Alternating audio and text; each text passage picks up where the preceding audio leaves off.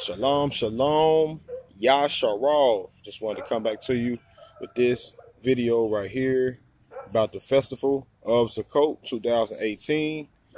Just wanted to be able to encourage those of you that have not made that decision yet, to get you a tent, right? Last of the feast days, last of the festivals for the year. And it's a good time to hop on board if you haven't been keeping them, just to give it a try. All right, give it a try. Be able to eat you some good food, celebrate with the Mishpachah, celebrate with the Kodashim. Y'all set apart people. Get you a nice tent. All right, so that you can come in here, keep the memorials. Also, it's a good time to pray. Good time to pray. Good time to meditate. Good time to read your scriptures. Get away from the hustle and bustle of this life and just be able to take some time away and keep the feast. I know some people have different places and different communities and different lands and different things of that nature where people are keeping it at. Okay, but if you are in a situation where you have to keep it in the back of your own home, then you do what you need to do. All right, but keeping the feast here, and it's just my tent right here. So it's a big enough space for probably want to say about 8 people. Probably 8 people can stay up in here. But in the meantime, if not working, you're able to crack open the scripts. Some of the best prayers that you're able to get when you're just not inside of a home. And don't get me wrong, I know people have their prayer closets and different places where they pray inside of the house, but it's nothing like having that outdoor nature prayer. All right, if you know what I mean. So throwing this video up just to encourage some people to keep the feast, keep the festival of Sukkot. This is the last one of the year. These next 7 days are going to be key. Of course, I'm about 1 day behind on putting up this video, but just wanted to throw it up there because it might just be one person. It might be one person that take a look at this video and they say, man, I'm glad that I threw that up because I was thinking about not even keeping it. I was going back and forth. I really don't understand the feast, and I was really thinking about not keeping it. But you know what? I'm gonna give it a try and see what it's about. Well, if I'm talking to you, I'm talking to you. All right. Well, whatever the case may be, keep the feast. All right. We are commanded in Leviticus chapter 23. It goes over all the feast days. We're supposed to observe them as a memorial throughout our generations. So we are observing the righteous acts. That's what we're doing, rehearsing them over and over again. It's a good time, for the children, the Yeladim, to come in and be involved as well. My young bot, she wants to come inside of here. She's just as excited or even more excited than I am about the feast. Now this is my favorite one. So I pray that the Most High moves on your heart to take part of the festival of Sukkot. Okay, and I'll be able to go inside here in a little bit just to be able to share with you on how the inside of the tent is looking. And of course, you may have different ideas on the way you want to set yours up, but this is how we have ours. Okay. All right. So just got the little balcony on the back, got the grill over to the side. Just be a nice time for you, family, friends to get together, enjoy the feast of Yah, get into some scriptures, and enjoy these Kodesh times. All right. Next time, Shabbat Shalom. Okay. So we're about to go ahead and enter on in to the tent. Had to get another one from last year. One last year lost its durability. So be able to step into my tent, take a look at it, see how we're doing it this year. All right. So you first walk into the first one. Of course, this is for the Yeladim, the children. Got an 8-year-old daughter that's truly excited about this feast. She is so excited. I mean, she's basically just excited or even more excited than I am. And I'm very excited about the Feast of Tabernacles. It's my favorite feast. So she had her little, pillows, laid out, covers. She's excited. She's the one out of the family that wants to spend the night in here every night if she could. She's the ones that want to stay outside and explore nature and things of that nature. So over here, didn't think I'd be able to fit this in here, but got me a little table in here. All right, so just a few basic books, You know, got the of course the King James, the Hallelujah, the Apocrypha, the Septuagint. Another book over here saying date your wife. You know, a little, get some little nuggets in about how to deal with the Isha. Then of course you got outdoors. You know, if you want to roll down the window, you know, things of that nature. So got outdoors, the little outdoor feel out here. Give you a little woods feel. When you roll down your window and start praying and talking to the Most High, y'all, I'm telling you, these are the best prayers that you're ever going to have. All right, real good prayers, real nice prayers. So this is just the first room. All right, as soon as you walk in the tent, this is the first room. All right, they got the tent. And they said that it was supposed to be a divider. I didn't believe it when we put it up. They talk about this could be another room inside of here, and I didn't think it could happen. So let's go ahead and see. Let's go ahead and show y'all the other room. It's real basic, real simple, but down to the point. All right, real basic, real simple. This is the back room right here. This is for adults only, and you know, for those of you that are married, you can just only imagine. All right, you can just only imagine what goes on in this room back here. All right, so a lot of meditation. Get your studies in. You know, wake up after a nice time of doing whatever you just did the night before. Look out the window. Start praising the Most High Yah. Get you a nice intimate prayer in. You know, look at the trees. You know, look up in the sky.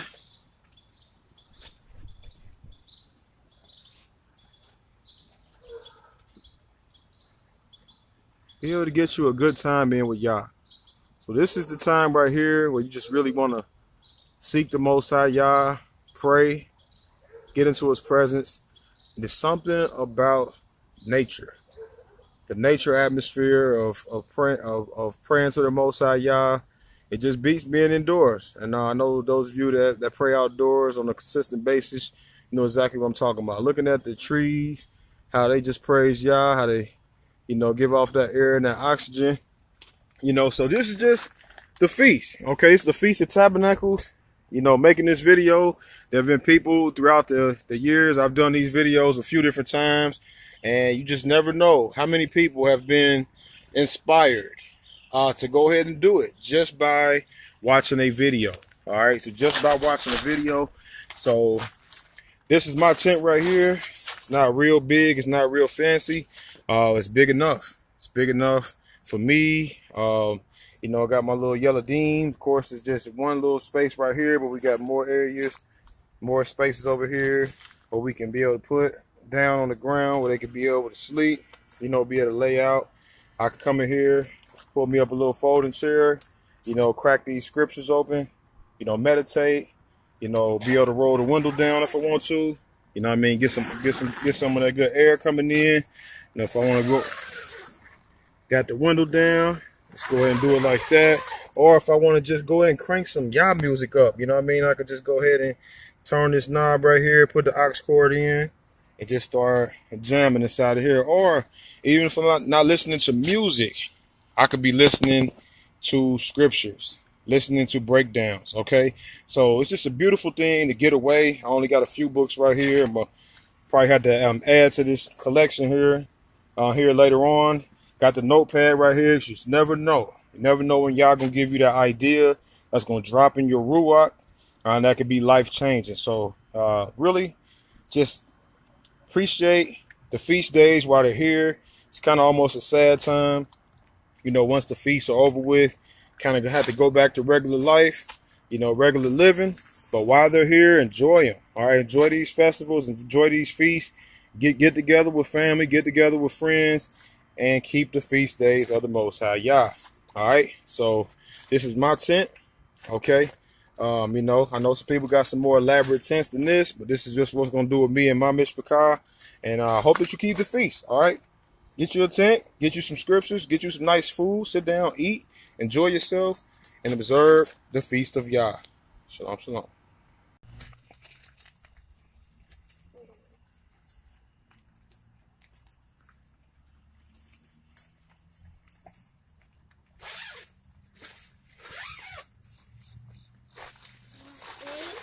Don't step out. There's a bunch of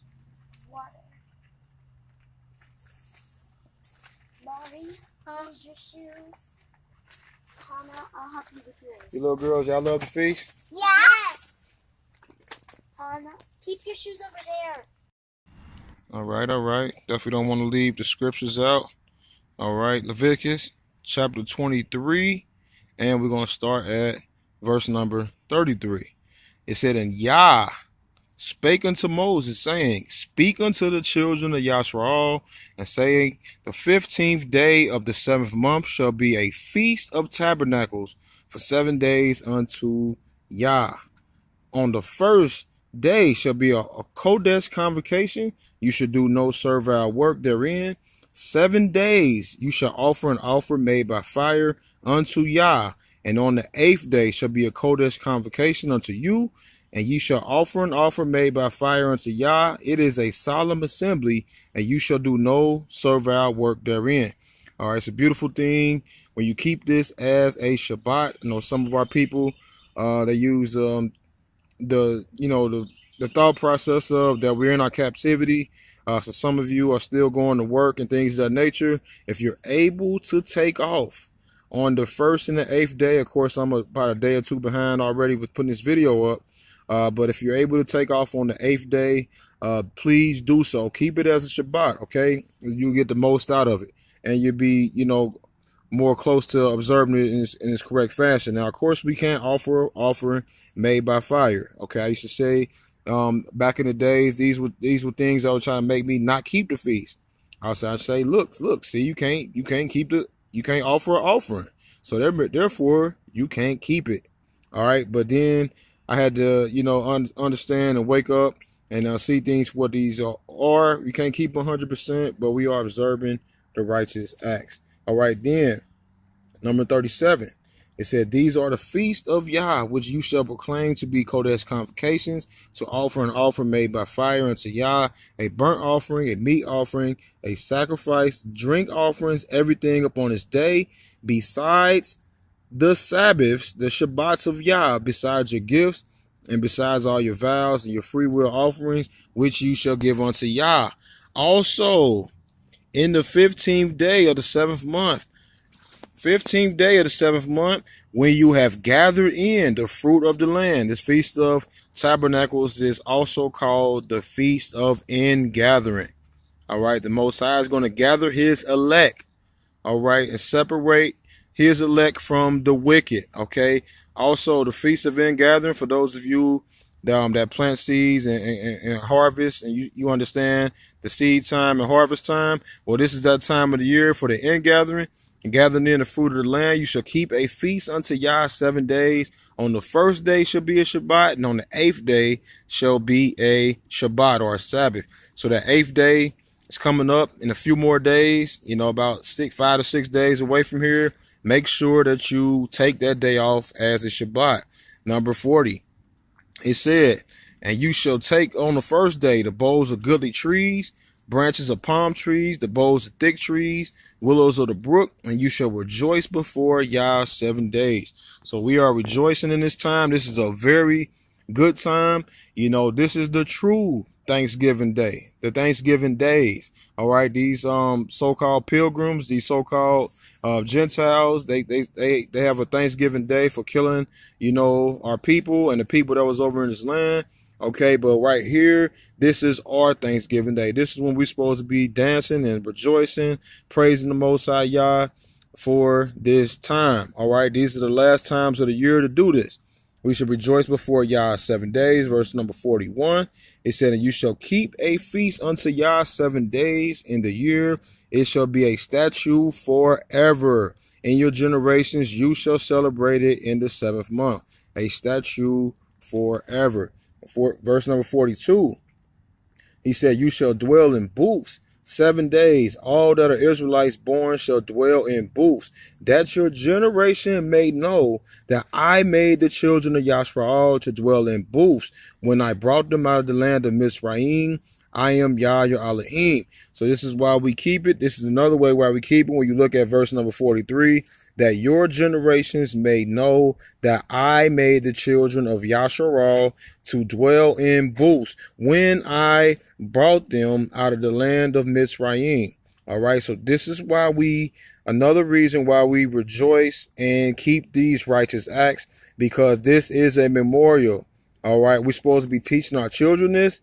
This is why we set up the tents. This is why we set up the booths, because we did it when our ancestors came out of Mizraim, Egypt. And Moses declared the children of Yasharal the feast of Yah. So now let's go ahead and go back to something that some other people might not be as familiar with. All right, let's go to the scriptures here, and let's go to Bereshith or Genesis chapter 33. A lot of us may say, well, the feast day started with Moses, but let's go ahead and see. All right, now the actual feast days, according to scriptures, we could say that, and possibly more than likely did start with Moshe and the children of Yasharal, but I want us to consider something else. All right, Bereshith chapter 32. And this is when 33. This is when Jacob and Esau, they finally made up for a while, and they're coming together and things of that nature. They're starting to journey together. And let's go ahead and go down to verse number 11. He said, "Take, I pray, my barakah that is brought to thee, because Yah has dealt graciously with me, and because I have enough." And he urged him, and he took it. And he said, "Let us go on our journey, and let us go, and I will go before thee." And he said unto him, "My master knoweth that the children are tender, and the flocks are, and the herds are young, are with me. And if men shall overdrive them one day, all the flocks will die. Let my master, I pray, pass over before his servant, and I will lead on softly according as the cattle that goes before me, and the children be able to endure until I come into my master into Sur." Well, number 15, it said, "And Esau said, Let me now leave with thee some of my folk that are with me. And he said, What needeth it? Let me find favor in the sight of my master. So Esau returned that day and went on to Seir." Let's pay attention to verse number 17, though. Zoom in on 17. "And Jacob journeyed to Succoth." That's what we call the Feast of Succoth, right?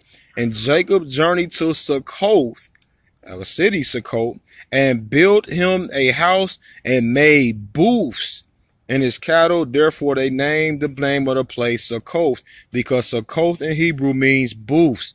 So Jacob journeyed to Succoth and made booths.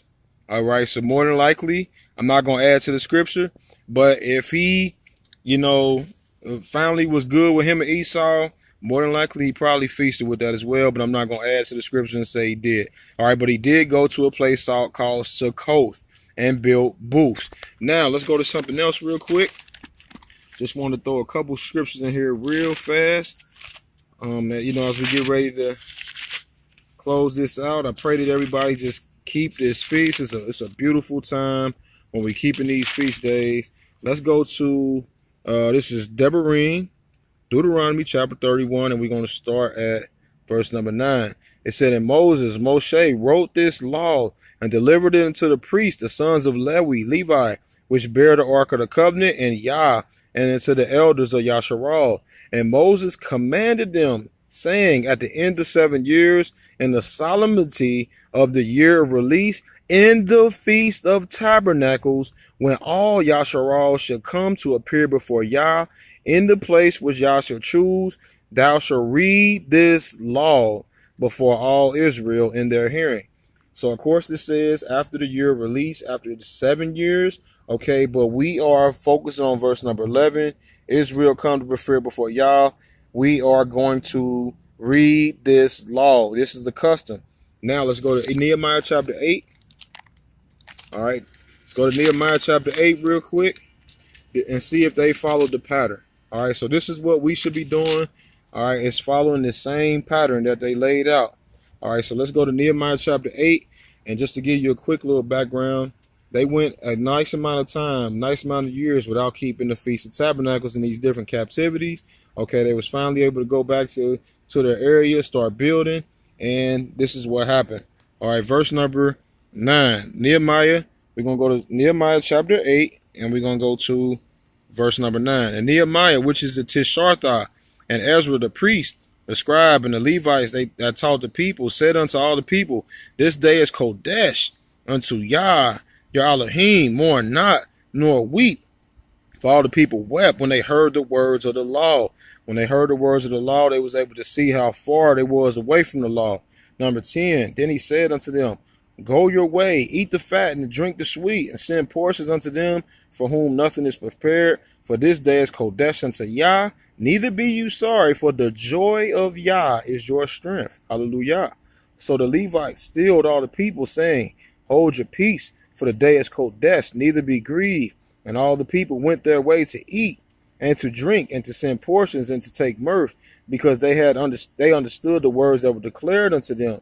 And on the second day they were gathered together all the chief of the fathers and all the people, the priests, the Levites, Ezra the scribe, and unto everyone that understood the words of the law. And they found written in the law of Yah that he commanded Moses that the children of Yasharal shall dwell in booths in the 7th month, in the feast of the 7th month.